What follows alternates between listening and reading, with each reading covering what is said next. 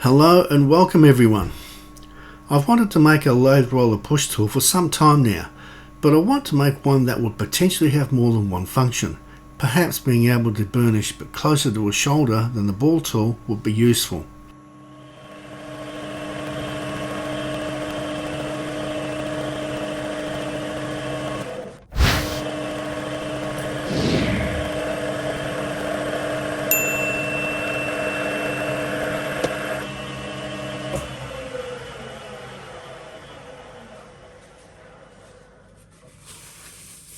G'day, I'm Stevo and welcome to the Outback shed.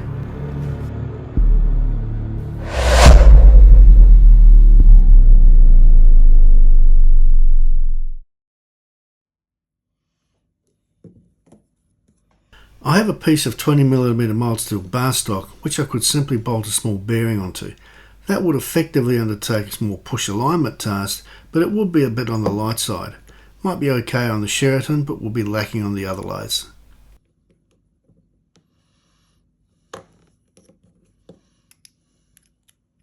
As I want to use this tool as close as possible to a shoulder, I want to mount the bearings with a socket head cap screw from the rear of the tool so as not to have the cap screw head protruding out from the side of the bearing. This means that the internal diameter of the bearings will need to be larger than the socket head cap screws I would use to locate them. A bore of 20mm seems about right and could be held by a 10mm cap screw. I purchased a pair of larger bearings from a local supplier at a cost of $25.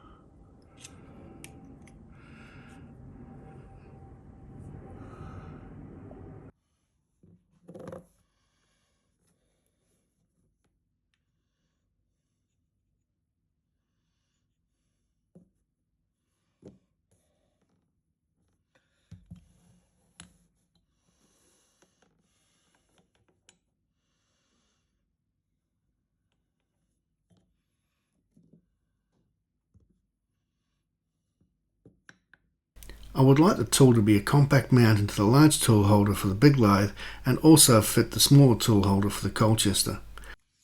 The finished tool would be approximately 200mm long, and that seems about right.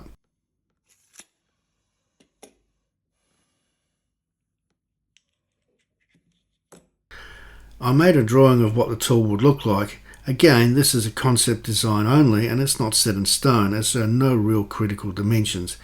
It just must be functional and well proportioned. I have a piece of mild steel that I can cut a blank from for the tool body.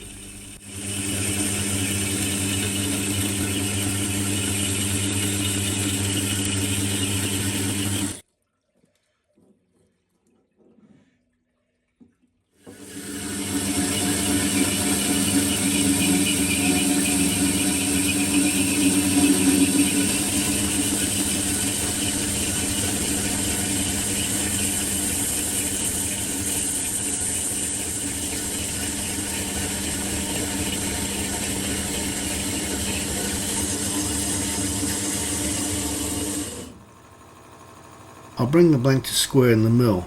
These are not finishing cuts, just getting the blank close to size with finishing cuts to be taken when the body is to shape.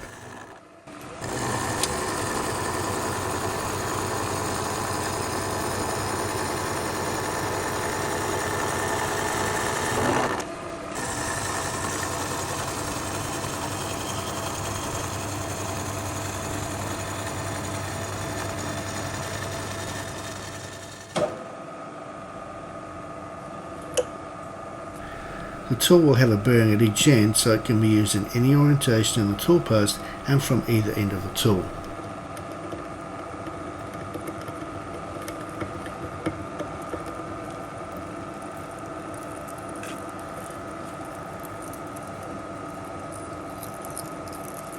I'll drill 2 countersunk 10mm holes for the socket head cap screws. These are positioned to be 140mm apart, which is slightly larger than the 125mm length of the tool post. The socket heads are slightly larger than the 16mm slot drill, but I can skin them to size later.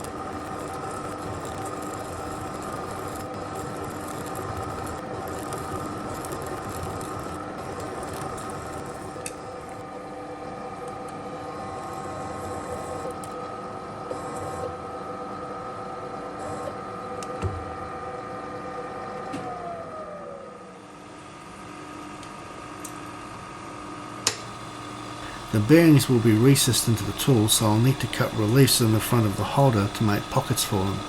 I'll start with a 12mm roughing end mill to hog out the bulk of the material, then use a boring head as a small fly cutter to round off the pockets.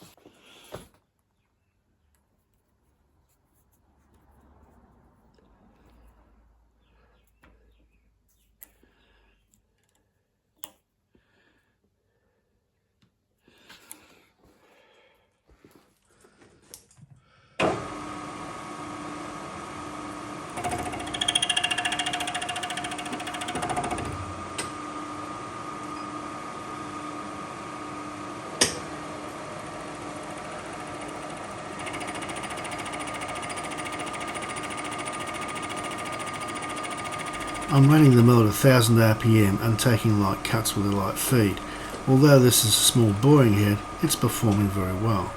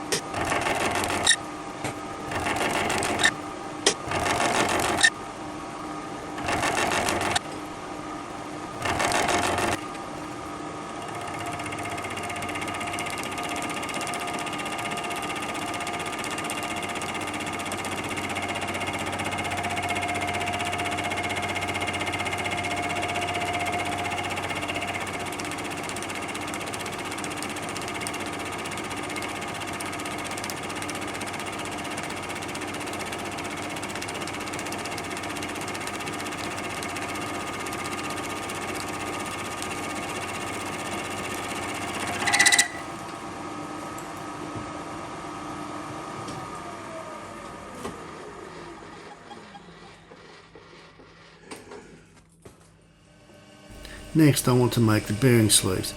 These are made from a piece of 4140 and are slightly shorter in length than the width of the bearing to accommodate a spacer washer between the tool holder and the bearing.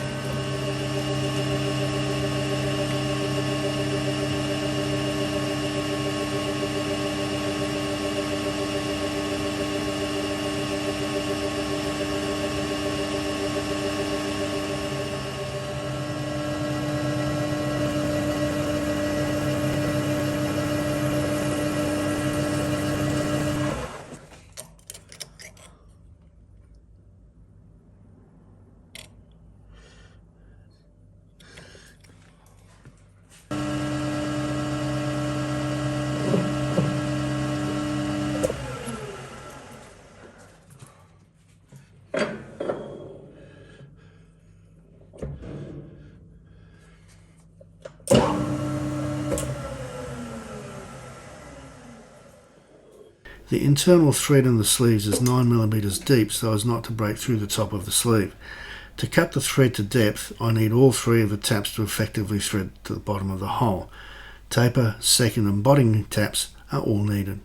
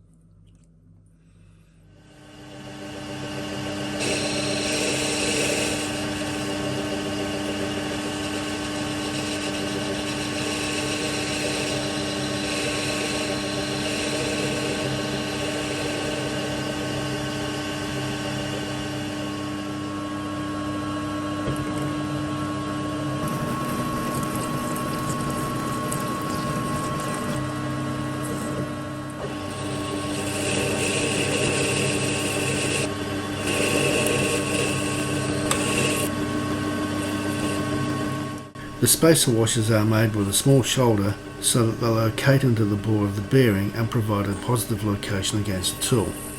I made the other sleeve and spacer off camera.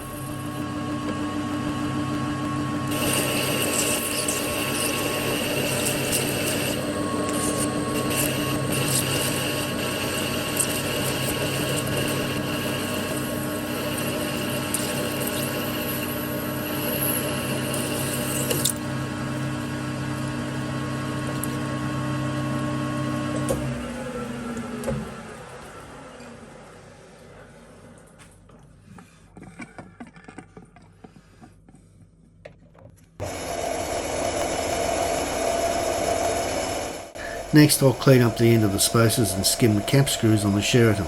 It's already set up with a collet chuck for another project I've been working on, so it makes sense to use this lathe.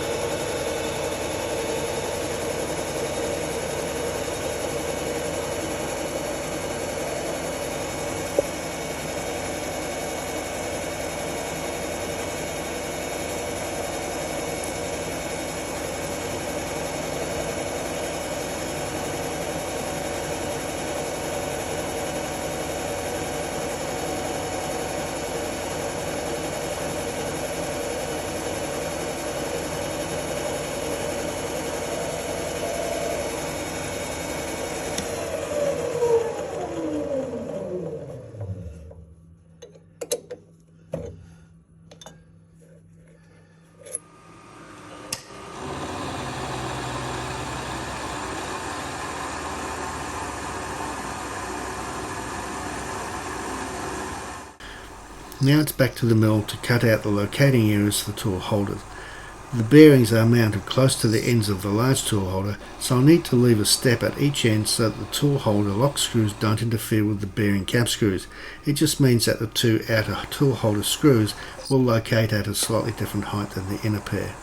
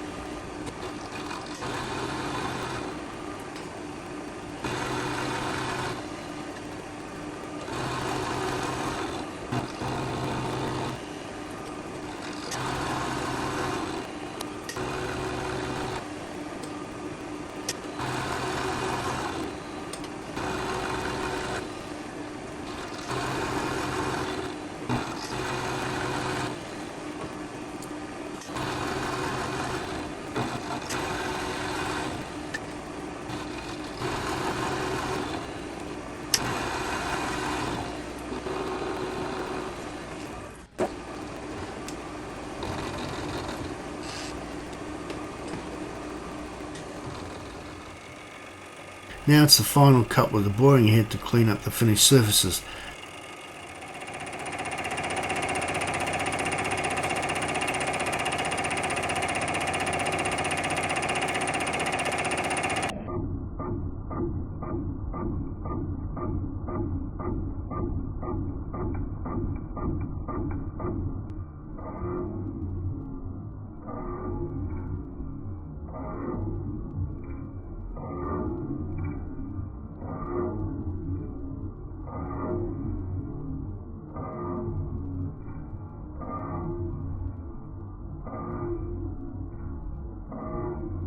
I've been experimenting with an ultra Slo-mo for a little while now, but I think some work still needs to be done.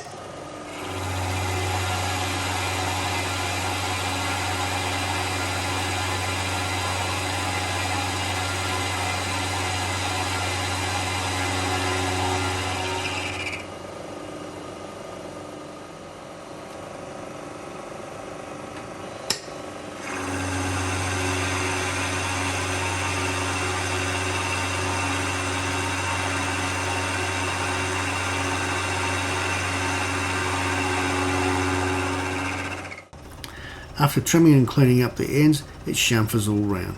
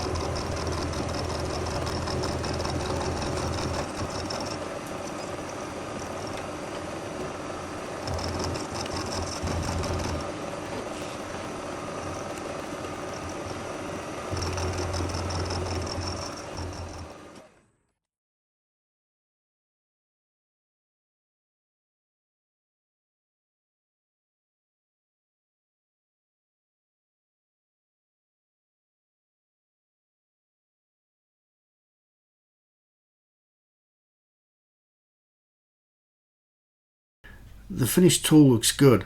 I hardened the two sleeves off camera and added a solid black oxide finish.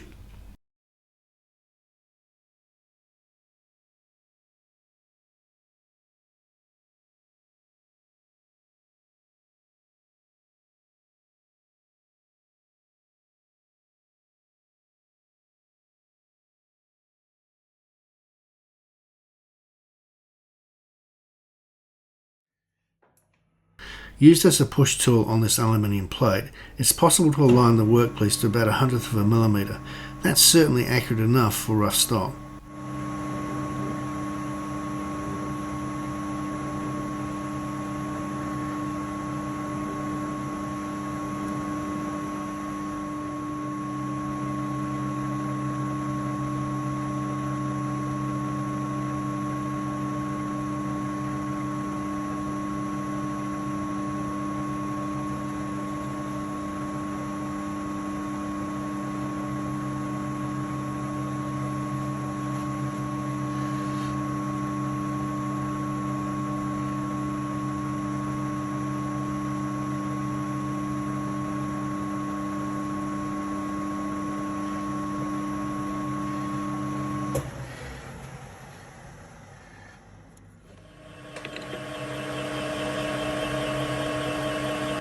Then as a burnisher it can be used for either facing, as is the case here, or longitudinally.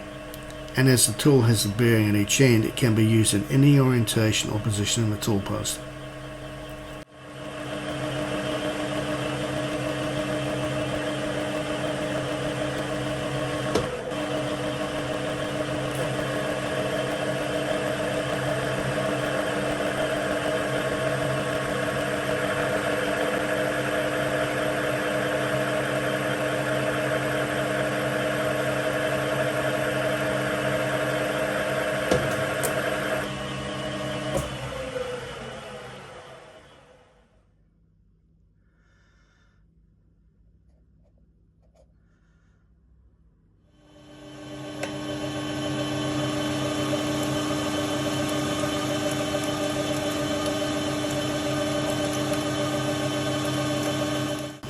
I'll repeat the trial I did in the diamonds and balls video to see how the tool compares with the ball burnisher.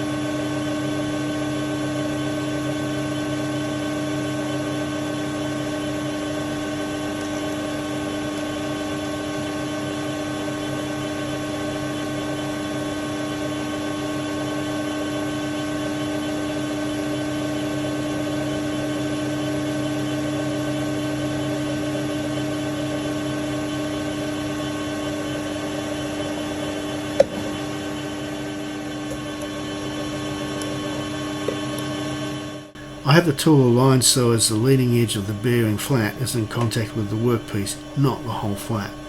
There's a small amount of clearance at the trailing edge of the bearing.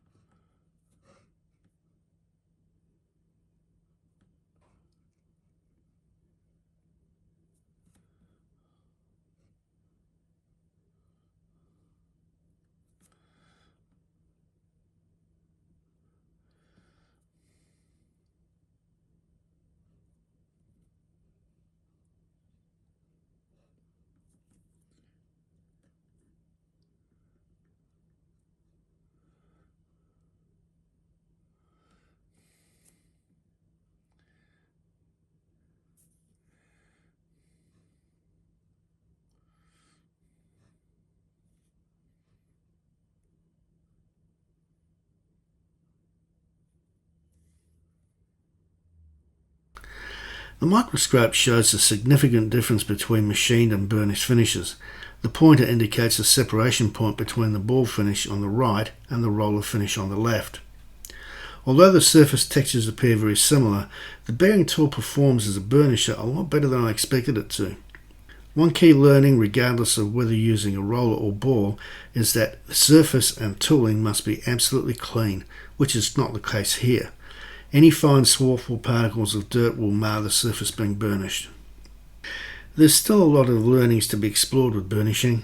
Speeds, feeds, pressure, lubricants all play a part, and finding the optimal combination will be different for different materials. Another learning is that burnishing is very useful for very small reductions in diameter while still maintaining a high surface finish. This will be useful when fitting bearings. See my previous video, Diamonds and Balls, for more information on that. Surface hardening is also a factor, and some materials like brass, aluminium or stainless are all capable of producing very high quality finishes straight off the tool bit. This subject is by no means complete, and I'm treating it as a work in progress.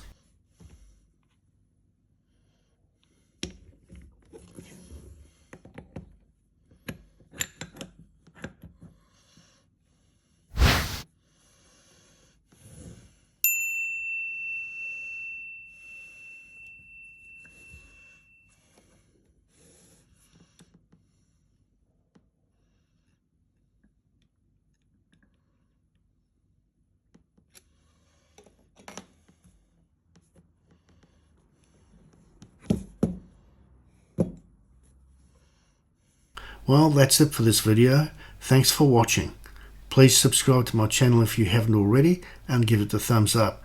Feel free to leave a comment if you like. Be productive, be creative, but most importantly, be safe in your shed. Catch you next time.